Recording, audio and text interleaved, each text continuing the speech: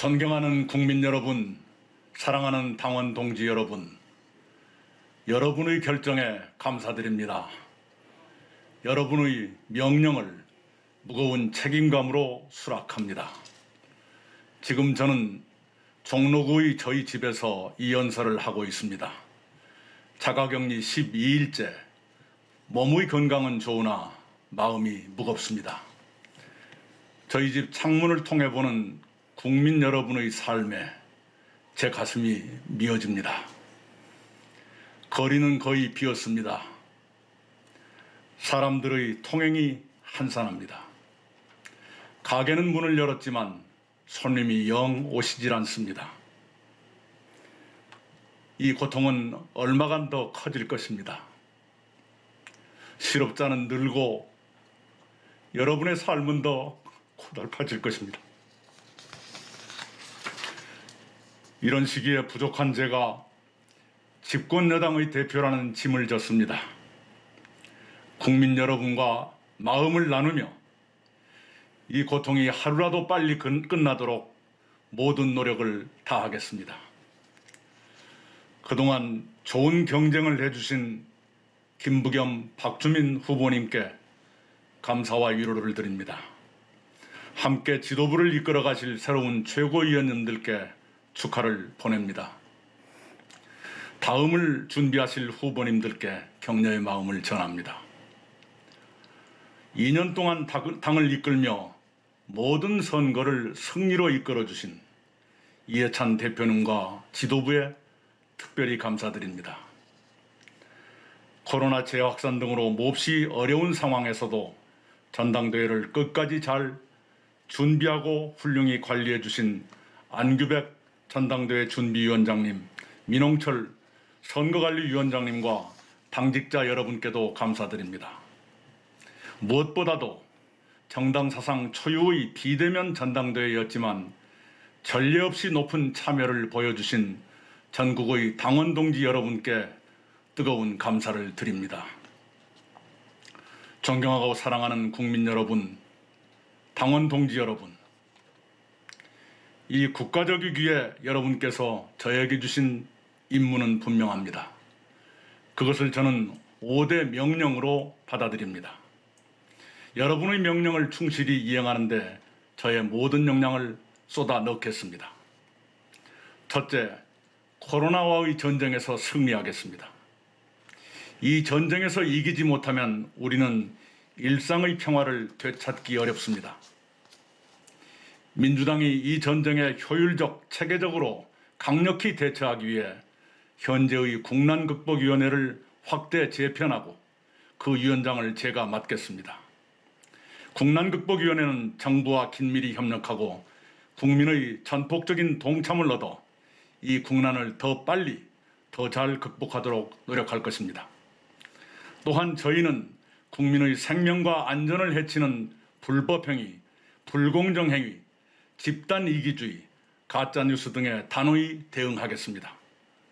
위대한 우리 국민은 방역의 주체라는 각오로 이 전쟁에 동참하고 계십니다.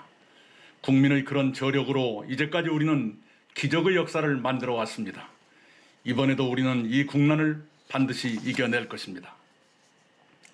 둘째, 국민의 삶을 지키겠습니다. 코로나19의 피해는 광범하게 퍼지고 있습니다. 특히 노동자를 비롯한 취약계층, 자영업자, 소상공인, 중소기업 등은 타격을 더 크게 받습니다.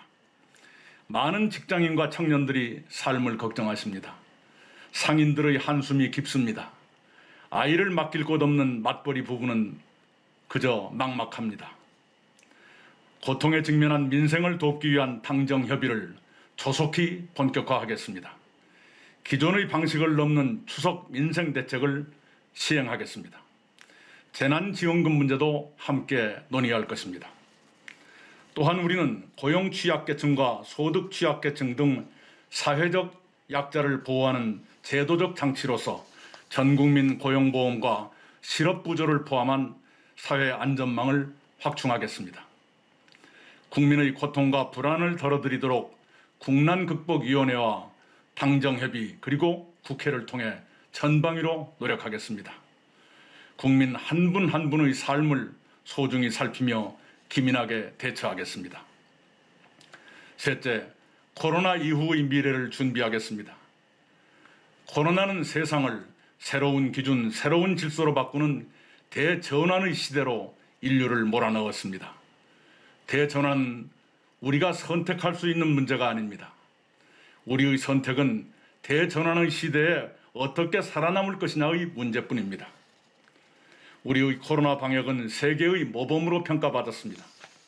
가전제품과 반도체, 대중음악과 영화, 게임과 웹툰에 이어 우리는 감염병 대처에서도 세계 인류로 올라섰습니다.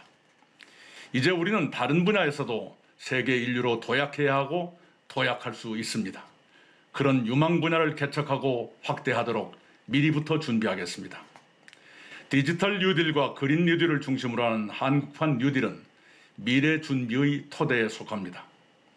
민주당의 K뉴딜위원회를 원내대표가 맡아 국회와 연동하며 한국판 뉴딜의 속도와 효과를 높이도록 하겠습니다.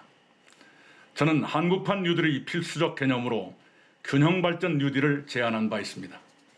한국판 뉴딜의 사업 선정과 예산 배정에서 국가 균형 발전을 가장 중요하게 고려할 것을 거듭 요청합니다. 우리는 전쟁과 가난을 딛고 산업화와 민주화를 짧은 기간에 실현한 세계 유일의 국가입니다.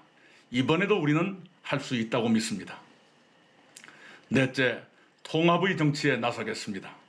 국난을 극복하고 미래를 준비하려면 국민의 힘을 모아야 합니다.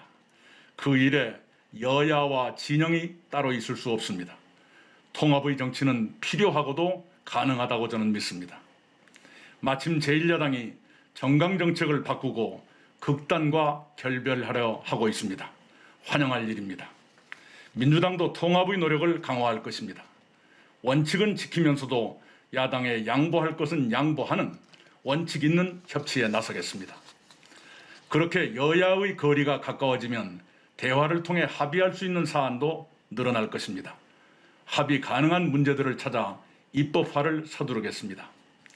우선 여야의 의견이 접근하고 있는 비상경제, 균형발전, 에너지, 저출산 등 4개 특위를 국회에서 조속히 가동할 것을 요청합니다. 다섯째, 혁신을 가속화하겠습니다. 대전환이 선택의 대상이 아닌 것처럼 혁신도 선택의 대상이 아닙니다. 경제와 정치를 포함한 모든 분야가 마찬가지입니다.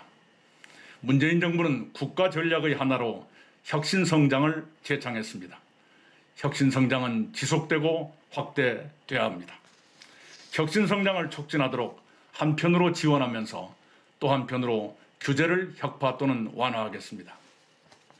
민주당은 국민 각계각층의 고통을 더 가깝게 공감하고 더 정확히 대처하도록 쇄신하겠습니다. 그 일환으로 청년과 여성이 당의 의사결정 과정에 참여하도록 제도화하겠습니다. 정책위원회를 확대하고 활성화하겠습니다. 또한 민주당을 유능하고 기민하며 겸손한 정당으로 개선해 나가겠습니다. 할 일은 하는 유능, 문제에 한 발 빠르게 대응하는 기민, 어느 경우에도 국민의 마음을 헤아리며 스스로를 낮추는 겸손을 갖추도록 하겠습니다. 이상의 5대 명령을 이행하는 데 모든 힘을 쏟겠습니다.